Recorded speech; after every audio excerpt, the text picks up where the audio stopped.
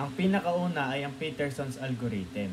Ipinapakita nito ang producer-consumer problem kung saan may isang buffer na naghahatian ng producer at consumer, kaya kailangan siguraduhin na hindi sila sabay napapasok sa critical section para maiwasan ang race condition.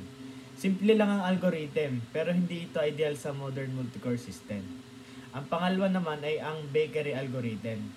Parang pagkuha ng number sa bakery. Bawat process ay kumukuha muna ng ticket bago pumasok sa critical section.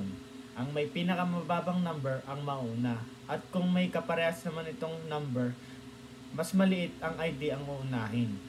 Tinitiyak nito na patas at maayos na pila, kaya iwas away ang mga proseso. At ang panghuli naman ay ang sleeping barber.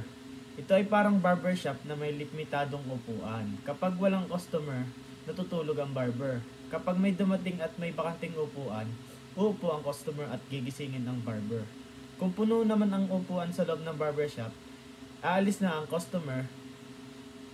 Ginagamit ito para ipakita kung paano minamanage ang waiting at scheduling ng process gamit ang Cephomores.